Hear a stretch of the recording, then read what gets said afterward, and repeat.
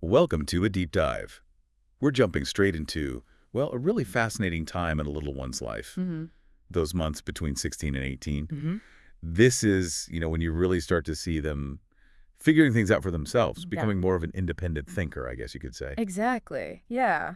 And for this deep dive, we've been looking closely at some insights from a document. It's called month1618.pdf. Okay. And it's just packed with details about the amazing changes happening, in their bodies and their minds right now. Right. So our goal today is really to pull out the key developments, cognitive, physical, social, emotional, happening during these months. We want to give everyone listening a clearer picture of what's going on, maybe offer some helpful ways to navigate this stage. It can be pretty exciting and maybe a little overwhelming too.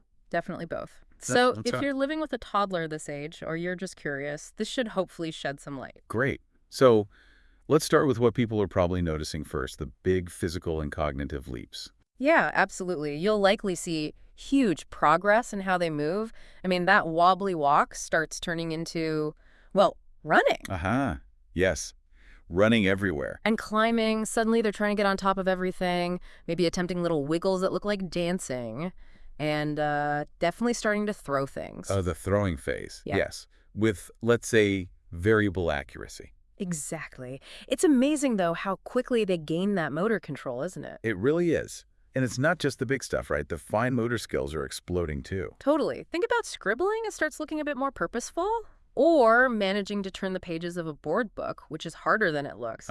Stacking blocks too. Yeah. Maybe 3 or 4 highs now. Yeah, with increasing success. Yeah. And trying so hard to use a spoon or fork, even if, half of it ends up on the floor or their face. More on the floor in my experience. Precisely. And while their bodies are mastering all this, their minds are just racing ahead too. We often see what people call a vocabulary explosion around now. Yes. The word spurt. Right. A toddler might jump from knowing maybe 10 words to suddenly having 50 or even more. They start naming familiar people objects. And pointing. Pointing at everything you name. Exactly. And it's not just collecting words. It's a fundamental shift in how they understand and categorize their world. Each new word is like unlocking a new concept. It really feels like a switch flip sometimes. Suddenly they're just labeling everything in sight. Yeah. And cognitively, they're starting to really get a handle on daily routines. They might anticipate what's coming next. Like grabbing their shoes when you mentioned going out. Yes. Or maybe even trying to sort simple shapes or colors. They begin initiating little games themselves, and they can definitely express basic choices, this one versus that one, Yeah. very clearly. Oh, very clearly. Usually involving pointing. And what about sleep? That often changes around now too, doesn't it? It does. Many toddlers transition to just one nap during the day, usually a bit longer, maybe an hour and a half to 2.5 hours. But, and this is the tricky part, it's also really common to see some pushback at bedtime again, or maybe waking up in the night. The dreaded sleep regression. It often coincides with these big developmental leaps, yeah. Their brains are just buzzing. Okay, so let's unpack something that feels really central here. We see all this amazing progress, walking, talking, understanding more, this drive for independence. But the document we looked at mentioned a kind of core tension. Yes, that's exactly it. It's this fascinating tension between that powerful drive for independence and, at the same time, their continued, really deep need for connection and security. Right. So you'll see them constantly testing limits, pushing to do things their way. You do it. Exactly. But then, moments later, they're seeking your reassurance, needing that safety net. It's a real balancing act for them. It really is. I'm big. Yeah. 1 second, then needing a big cuddle the next. Yeah. Now, the source material highlighted a shift from being mostly an imitator to becoming more of an initiator. Tell us about that. Certainly. So before this, you might have noticed them mainly copying what you do. Like stirring pretend soup because I was stirring. Precisely. Now you'll start seeing them initiate their own ideas and tasks. They might grab a brush and try to do their own hair, maybe backwards, but still. Yes. Or deciding to feed their doll or stack blocks into their specific design or, getting curious about opening cabinets just to see what happens. That moment they try to put on their own shoes. Yeah. Completely wrong, but the intent is there. That's the shift right there. That's initiation. It's that mix of pride and maybe a little bit of, oh dear, what are they getting into now for the caregiver? Absolutely. And what about their communication?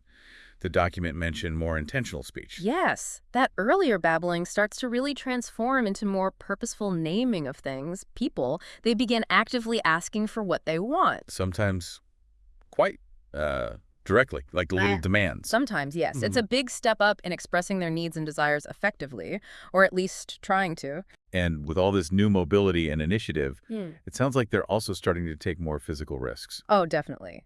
They are absolutely testing the limits of their physical capabilities. Trying to climb furniture that seems way too high. Yep. Experimenting with gravity, dropping things from the high chair over and over. Just to see what happens. Exactly. And just generally moving at speed, it definitely contributes to that feeling of needing eyes in the back of your head. No kidding. And all these huge changes, physical, cognitive, must bring some pretty big feelings along with them. The source talks about the intensity of their emotions. Yes, and this is crucial. Their emotions become incredibly intense. The document described them as huge, sudden, and real. Yeah. And because their language skills are still playing catch-up, they often lag behind the strength of these feelings. This is often when tantrums can become more frequent. Because they just can't express that huge feeling in words yet. Exactly. They simply don't have the verbal tools, so that meltdown over, say, a broken cookie, Isn't really about the cookie. probably not entirely, no. It might seem totally disproportionate to us, right? But for them, that broken cookie could trigger this wave of frustration or disappointment or just general overwhelm. And the only outlet is That is the tantrum, yeah. Tantrums often peak a bit later, maybe 18 to 20 months, but you definitely see them emerge here as a normal, albeit challenging part of development. Okay, so it's normal. That's good to know. Yeah. Now, amidst all this change and intensity, the document also mentioned things that stay the same, things that remain really important. Yes, and these constants are vital anchors for them. Predictable routines, for instance, continue to be absolutely essential. For that sense of security. Absolutely. Knowing what to expect breakfast, then play, then nap, etc. helps them feel safe and more in control, especially when other things feel so new and unpredictable. That makes total sense. And I know repetition is huge. My little one wants the same book 5 times in a row. That's exactly it. Our source highlights how crucial repetition is for their learning. You might feel like you're going crazy reading that same story again. Or singing the same song. Yes, but it's not just them being stuck. It's a fundamental way they consolidate memories, build confidence, master language patterns. They're solidifying their understanding each time. Okay, so embrace the repetition. Got it. What else stays constant? Well, their attention spans are still pretty short. You're looking at maybe 2 to 5 minutes for any single activity, generally. Right, so lots of quick changes. Yeah, don't be surprised if they flit from one thing to another quite rapidly. And despite all that me-do-it independence, they still need significant reassurance, close supervision, and quite a bit of redirection. They're not quite ready to be left to their own devices just yet. Not quite. That constant need for supervision can be tiring, but it's definitely still crucial. Okay, so as they're developing so fast, what are some new things we can introduce to support them during these months? What kinds of play? This is a fantastic time for more engaging play materials. Think about pretend play items, toy food, pots and pans. The little kitchen. Yeah, toy phones are always a hit. Hats, scarves for dress-up, little brooms or dustpans so they can help. Simple doctor kits. These really fuel that budding imagination. I love watching their little pretend scenarios. What else? Art supplies are wonderful. Chunky crayons, washable paints, maybe even finger painting for that great sensory experience. That's super fun. Definitely. Simple puzzles, like really simple, maybe just 3-4 large knob pieces. Shape sorters are great for problem solving. And you can even introduce very basic early board games. Like what kind of games? Ones that involve just rolling a big soft dice or taking super simple turns. Nothing complex, just introducing the concept. Those sound perfect. And for language and communication. Picture books with clear, simple pictures and labels are fantastic. Dog, ball, apple. Wow. Songs with actions or lots of repetition. Itsy Bitsy Spider, Wheels on the Bus. They love those. They link words, actions, and memory. And maybe the most powerful thing, just keep talking. Narrate what you're doing, what they're doing, what you see. Look, a big red truck. We're washing your hands now. You're drinking your milk. That constant stream of language. It builds their vocabulary and understanding like nothing else. Simple, but so effective.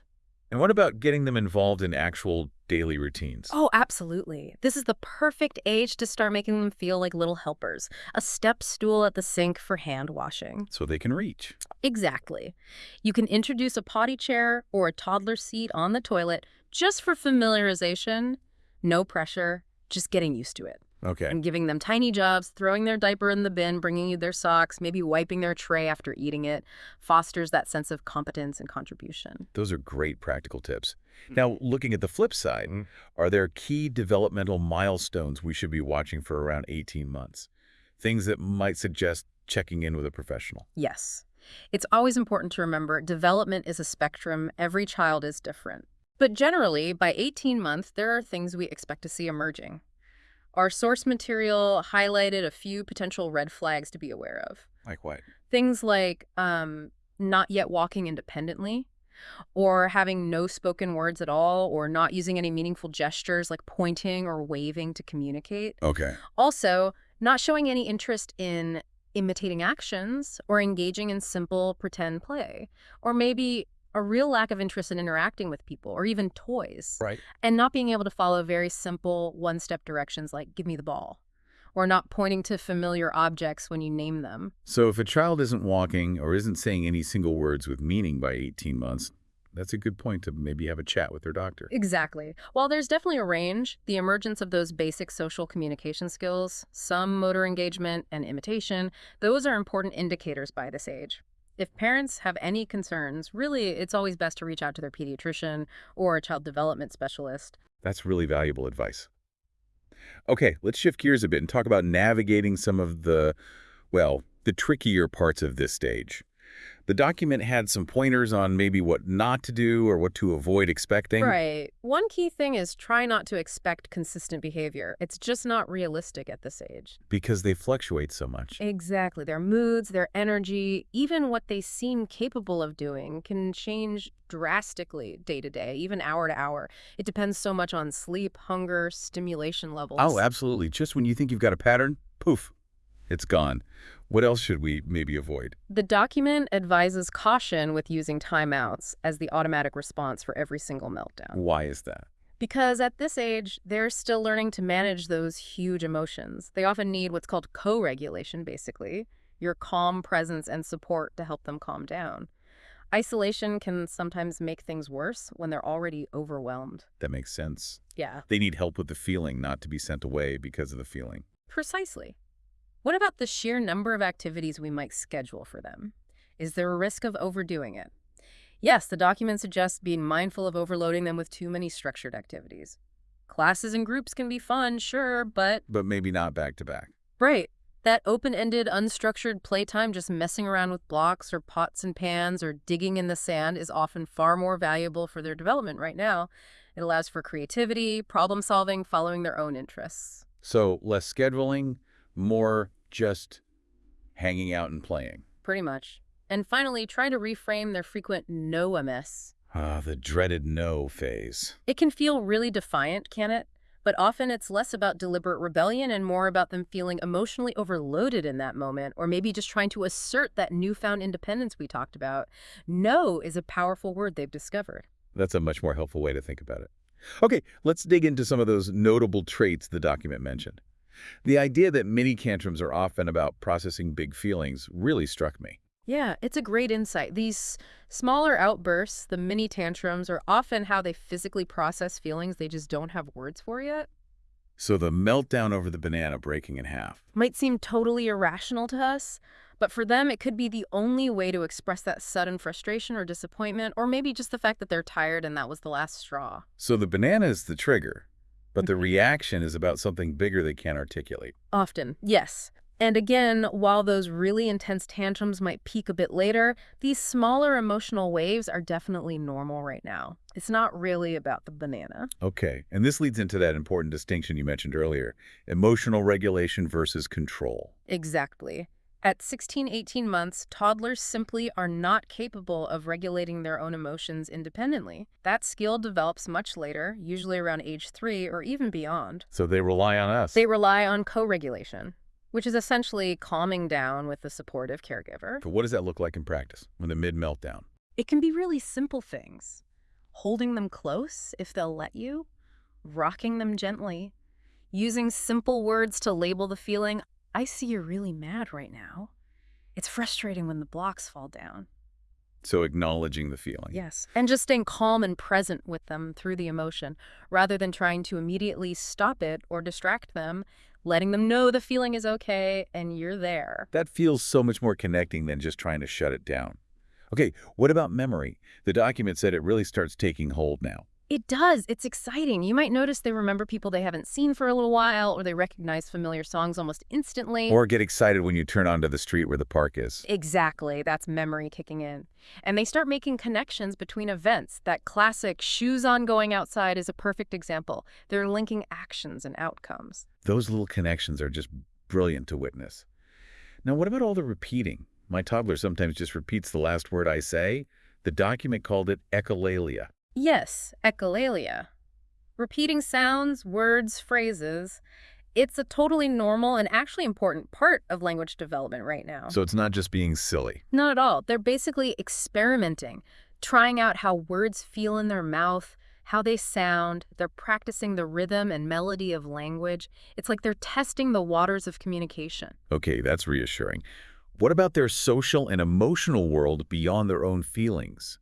The document mentioned early signs of attachment and empathy. Yeah, you might start seeing these little glimmers. Maybe they try to pat your back if you pretend to cry, or offer their teddy bear to you if you say ouch. Ah, those first little attempts at comforting. They're wonderful signs of emerging empathy, and you'll also see more emotional referencing. What's that? That's when they look at your face to figure out how to react to something uncertain. Like if they take a tumble, they might look at you before deciding whether to cry or just get up. Ah, checking your reaction. Is this a big deal, Mom? Exactly. They're using your emotional cues to navigate the world. It shows that strong attachment bond. That's lovely. Now, how about playing with other kids? The document specifically mentioned parallel play. Yes. This is the dominant style of play at this age. Parallel play means they're playing alongside other children, but not really with them in a cooperative way yet. So they might both be digging in the sand pit, but they're each in their own little world, not sharing tools or building the same castle. Precisely. They're aware of the other child, maybe watching them, but the interaction is minimal. It's a really important step towards more social play later on. So we shouldn't expect them to be sharing nicely or taking turns in a game yet. Not really, no. To support parallel play, you can provide similar toys so there's less conflict, maybe give them a little space, but keep expectations low for true sharing or cooperative games. That comes later. Got it. Manage expectations. Okay, back to the physical stuff, all that running and climbing. The document called it safety fatigue for caregivers, which feels very accurate. It's so real. The sheer intensity of their need to move, to climb, to run often without seeming to have an off switch can be completely exhausting, physically and mentally. And anxiety-inducing. You're constantly scanning for danger. Absolutely. One practical tip is maybe creating a designated safe climbing zone, if possible. Soft mats, maybe a small toddler climbing structure. Somewhere they can climb safely. Exactly. Channel that urge and maybe rearrange furniture temporarily or use baby gates strategically. But mostly, it's important for caregivers to just normalize that feeling. Feeling anxious, frustrated, worn out by the constant vigilance, it's normal during this phase. Knowing you're not alone and feeling that way helps. What about transitions? Leaving the park, getting dressed. Those can be flashpoints for meltdowns. The document mentioned transition routines. Yes, because they can be so sensitive to change, having predictable routines around transitions is key. Giving warnings is huge. Like a 5-minute warning before leaving. Exactly. Narrating what's coming. Okay, 2 more slides, then we put shoes on, then we go home for lunch. Give them that verbal heads up. Okay. Simple visual cues can help too, maybe pointing to a picture schedule if you use one, or singing a specific cleanup song every time. Using songs as cues. I like that. And trying to maintain those basic daily rhythms, wake up time, meals, nap, bedtime, even on weekends or when traveling, as much as possible. That predictability provides a real anchor. Those are really helpful strategies. Okay, the document also touched on a few other important areas, like nutrition. Picky eating seems almost universal at this age. It's incredibly common, yes. Toddler appetites can be notoriously unpredictable. They might become very selective or go on food strikes, refusing things they loved last week. Why does that happen? Well, partly because their growth rate actually slows down after the first year, so they genuinely might not need as much food overall. Ah, okay. The key is to focus on offering variety, keep meals low pressure, that one safe food alongside one new or less liked food approach can work well. So they always have something they'll likely eat. Right, and try not to get discouraged if they reject a new food. It can take many, many exposures before they might even try it, let alone like it. It's a long game. Patience is key. What about sleep myths versus reality? Parents often hope for uninterrupted nights by now. It's a common hope. But the reality is, night waking is still pretty normal. Teething can disrupt sleep. Big developmental leaps can. Separation anxiety. Separation anxiety can definitely play a role too. Sleep development isn't always linear. You might have great periods, then regressions. It's often 2 steps forward, 1 step back. Adjusting routines as needed is just part of it. Good to keep expectations realistic. Now, you mentioned narration earlier for language, but the document really emphasized its power overall. Yes, it's incredibly powerful. Just constantly talking about what you're doing. Mommy's putting the dishes away, what they might be feeling. You seem frustrated with that block. What's coming next?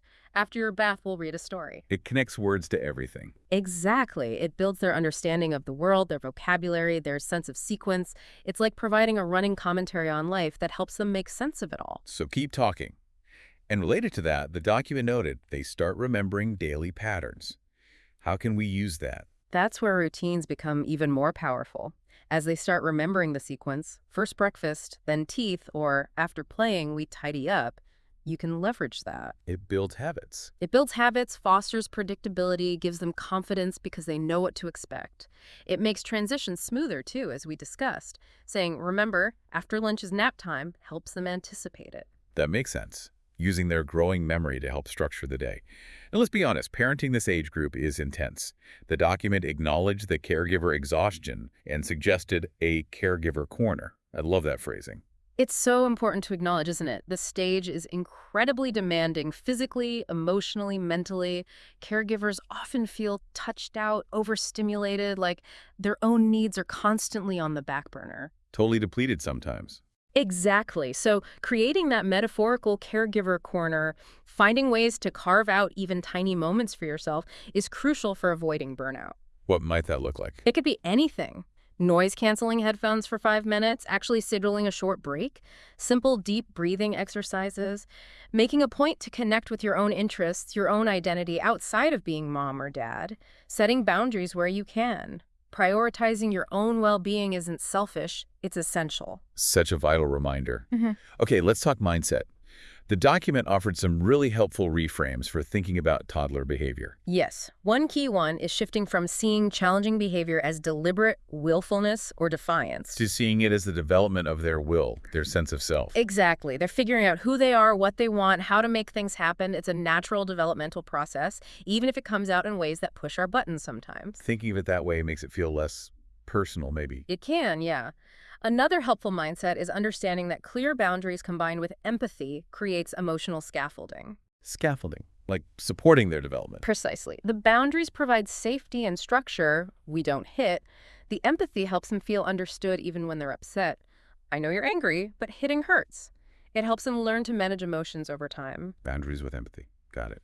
Also, remembering that consistency is more important than perfection. Yep. You will mess up sometimes. That's okay. Aim for generally consistent responses, not flawless ones. That takes some pressure off. And finally, just normalizing those feelings, feeling touched out, overstimulated, worn thin. It's an incredibly common part of parenting toddlers. You're not alone. That validation is huge. Lastly, the document included some reflection prompts for caregivers. What kind of questions are helpful to ask ourselves? These are great for tuning into your specific child and your own needs. Things like, what makes my child genuinely light up with pride? What situations reliably overwhelm them? Okay. Which parts of our routine feel peaceful and connecting right now? And importantly, what support do I need this week to feel a bit more resourced? Taking that moment to check in with ourselves, too. Exactly. They encourage that deeper understanding of both your toddler and yourself. Those are really insightful questions. Well, as we wrap up this deep dive into the 16 to 18-month stage, it's just so clear this is a time of, well, incredible transformation. Absolutely. It's marked by such rapid growth. Everywhere you look, thinking, moving, connecting, feeling, you see this amazing, and yes, sometimes head-spinning, push towards independence. Which brings all those exciting milestones, but also some unique challenges. For sure, for the toddler and definitely for the adults caring for them. So as a final thought for our listeners observing the toddlers in their lives, maybe consider this. How might that burgeoning sense of self, that intense curiosity, that drive to explore and understand their world, how might that actually mirror our own lifelong journey of learning and growth? That's a great point. Take a moment to really appreciate the small wonders of this stage. You're witnessing the foundations of independent thought, the emergence of a unique little person. It's pretty amazing, isn't it? It truly is. Thanks for taking this deep dive with us today.